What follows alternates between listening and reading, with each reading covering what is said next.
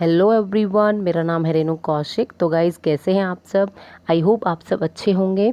Guys जैसा कि आप सभी जानते हैं कि हमने इंडियन लॉजिक की वन लाइनर सीरीज स्टार्ट की हुई है, जिसमें मैंने आपको 6 सोर्स ऑफ वैलिड नॉलेज करा दिए हैं। आज का जो हमारा टॉपिक है वो है हमारा अनुमान प्रमाण के ऊपर, और यहाँ से डायरेक्ट क्वेश्चन पुटअप होते हैं। दिसंबर जो 2019 का जो क्वेश्चन पेपर था उसके अंदर काफ़ी सारे क्वेश्चन जो है वो यहाँ से पुटअप हुए हैं। तो गाइज़ इसको बहुत ध्यान से समझिएगा।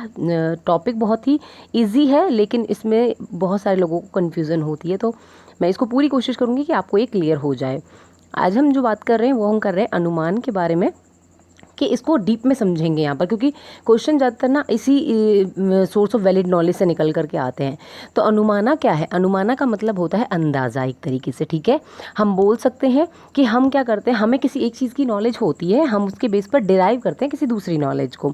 फॉर एग्जाम्पल कि हमने दूर पहाड़ी पर धुएँ को देखा। ठीक है, तो धुएँ को देख करके हमने इन्फर क्या किया, हमने अनुमान लगाया, हमने अंदाज़ा लगाया कि अगर वहाँ स्मोक है तो वहाँ पर आग भी होगी। ठीक है, हमें नॉलेज किस चीज़ की मिली? स्मोक से हमें नॉलेज मिली आग की। ठीक है, तो इन संस्कृत इन्फ्रेंस मीन्स अनुमाना। इन्फ्रेंस का मतलब क्या होता है संस्कृत में? इन्फ्रेंस का मतलब होता है अनुमाना। ठीक है, इसको हम क्या बोलते हैं? इसको सेकेंडरी प्रूफ बोलते हैं। उसके बाद अगर मैं बात करूं तो ये किस तरह का सोर्स ऑफ नॉलेज है? मीडिएट सोर्स ऑफ नॉलेज है। मैंने आपको बता रखा है, इमीडिएट मतलब कि डायरेक्ट नॉलेज मिले, और मीडिएट का मतलब क्या है? आपको इनडायरेक्ट नॉलेज मिल रही है, किसी दूसरी चीज़ से आपको नॉलेज मिल रही है। अनुमाना का मतलब क्या होता है? अनुमाना का मतलब होता है आफ्टर द नॉलेज, आपको किसी चीज़ को जानने के बाद आपको नॉलेज मिल रही है यहाँ पे, तो उसको क्या बोलते हैं? उसको बोलते हैं अनुमाना या फिर इन्फ्रेंस। उसके बाद मैं बात करती हूँ, यहाँ पर एक मैंने टर्म बताई है आपको, व्याप्ति। इससे पहली वाली मेरी जो वीडियो है उसके अंदर व्याप्ति को मैंने बहुत अच्छी तरह से जो डिफाइन किया है। अगर आपको यहाँ पर समझ में ना आए तो प्लीज़ उस वीडियो को ज़रूर देखिएगा। व्याप्ति का मतलब क्या होता है? व्याप्ति का मतलब होता है इनवेरिएबल कॉन्कॉमिटेंस। ये बात करती है दो चीज़ों के जुड़े होने की। इनवेरिएबल कॉन्कॉमिटेंस का मतलब होता है दो चीज़ें आपस में जुड़ी हुई होती हैं। कौन कौन सी? Smoke and fire.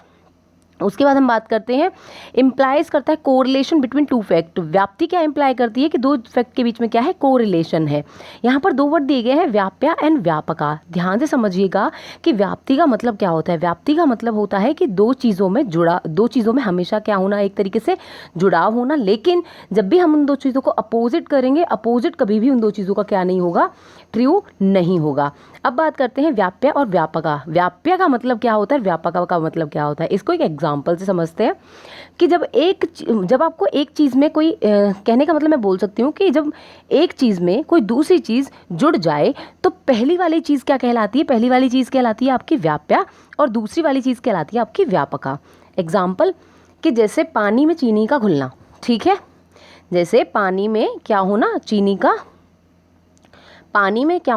का घुलना। ठीक है, तो पानी क्या? एक है पानी, एक है आपकी चीनी। ठीक है, तो पानी क्या है? पानी है आपकी व्याप्या। ठीक है, और जो जिस चीज़ को आपने उसके अंदर मतलब एक तरीके से डाला है वो क्या है? वो है चीनी। दूसरी चीज़ क्या है? चीनी। तो मैंने अभी आपको बताई कि जब एक चीज़ दूसरी चीज़ में जुड़ जाती है तो पहली वाली चीज़ क्या कहलाती है? आपकी व्याप्या कहलाती है, और दूसरी वाली चीज़ क्या कहलाती है? व्यापका। ठीक है, लेकिन अपोजिट इसका कभी भी ट्रू नहीं होता है। ठीक है, उसके बाद दूसरा एग्जाम्पल भी दे सकती हूँ मैं कि एक आत्मा और एक परमात्मा। आत्मा क्या है? आत्मा होती है व्याप्या, लेकिन परमात्मा क्या होगा? परमात्मा होगा व्यापक। परमात्मा एक तरीके से उस आत्मा से क्या हुआ है? जुड़ा हुआ है। ठीक है, तो ये क्या है? एक तरीके से इसको बोलते हैं हम अनुमाना या फिर बोलते हैं इन्फ्रेंस। तो व्याप्ति क्या है? व्याप्ति इन दो वर्ड्स का एक तरीके से जुड़ाव है, या इन दोनों वर्ड्स का एक तरीके से मिलना है। उसके बाद हम बात करते हैं गाइस, 3 टर्म्स होती है हमारी। एक होता है मेजर टर्म, एक होती है माइनर टर्म, एक होती है मिडल टर्म।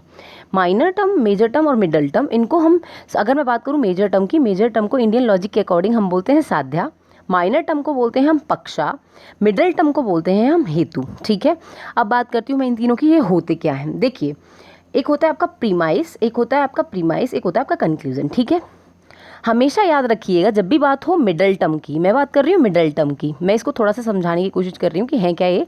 जब भी बात हो मिडल टर्म की, तो अगर आपको कोई भी स्टेटमेंट दी हुई है, स्टेटमेंट 1, स्टेटमेंट 2, तो इन दोनों स्टेटमेंट में जो भी चीज़ आपको कॉमन दिखाई देगी वो क्या कहलाएगी? वो कहलाएगी आपकी मिडल टर्म। इस मिडल टर्म को इंडियन लॉजिक में क्या कहते हैं? हेतु।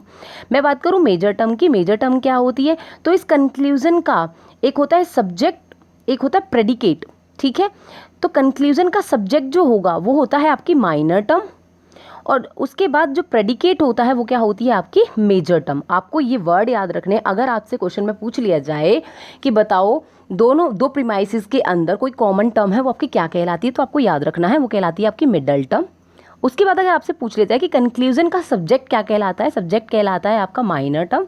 और आपसे पूछा जाए कि कंक्लूजन का प्रेडिकेट क्या कहलाता है, तो आपको पता होना चाहिए मेजर टर्म। अब सब्जेक्ट क्या है, प्रेडिकेट क्या है, आपको याद रखना है, हमेशा ध्यान रखिएगा कि सब्जेक्ट क्या होती है, जिसके बारे में कोई चीज़ कही जाती है वो होती है आपकी सब्जेक्ट, ठीक है। और जो उस चीज़ के बारे में कहता है वो होता है आपका प्रेडिकेट। और जो इन दोनों चीज़ों को जुड़ाव की बात करता है वो क्या कहलाती है आपकी, वो कहलाता है आपका मिडल टर्म, ठीक है। जो इन दोनों चीज़ के बीच में क्या करता है, एक तरीके से एक रिलेशन बिठाता है।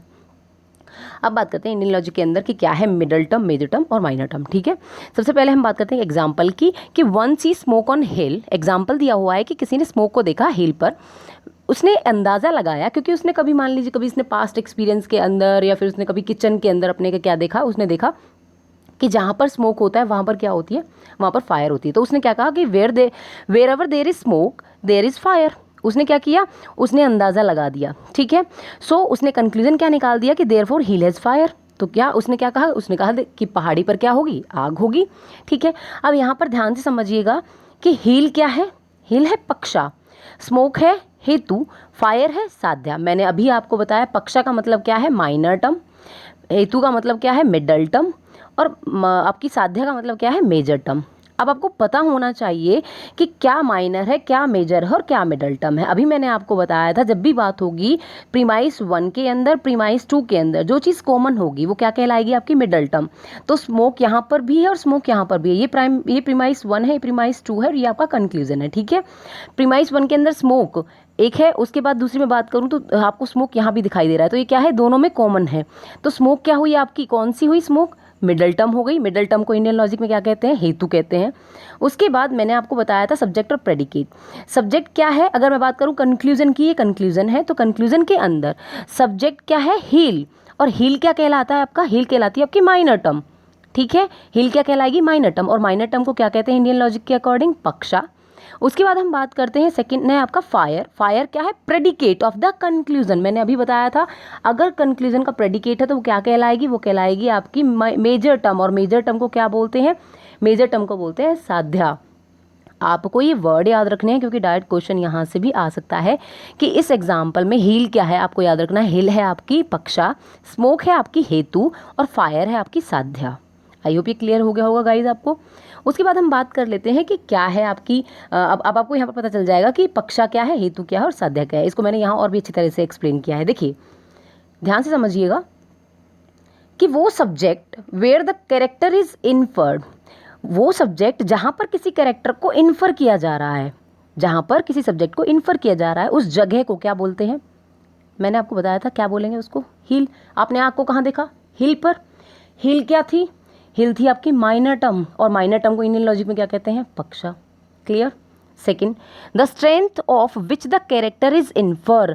अब वो रीजन, वो बेस, जिसके बेस पर आपने क्या किया है, आपने उस कैरेक्टर को इन्फर किया है, वो रीजन क्या था, आपने हिल पर देखा क्या, धुआं, स्मोक देखा, वो रीजन क्या था, स्मोक था, जिसके बेस पर आपने इन्फर किया किसी दूसरी चीज को।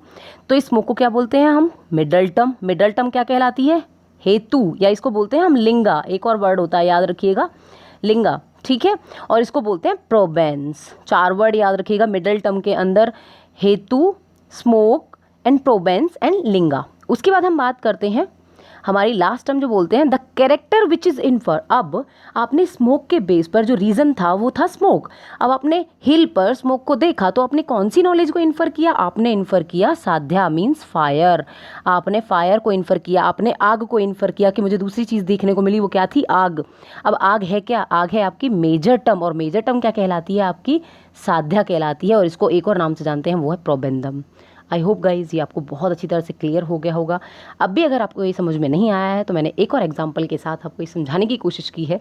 देखिए ध्यान से समझिएगा कि मिडल टर्म क्या है। अगर किसी को समझ में नहीं आया मिडल टर्म क्या है, तो आपको याद रखना है कि मिडल टर्म वो टर्म है जो अपीयर होती है एज अ सब्जेक्ट और प्रेडिकेट। सब्जेक्ट क्या है, मैंने अभी आपको बताया, सब्जेक्ट वो है जिसके बारे में, एक तरीके से मैं बोल सकती हूँ कि सब्जेक्ट वो है जिसके बारे में बात की जा रही है। बारे में बात कर कौन रहा है, वो प्रेडिकेट कर रहा है, ठीक है।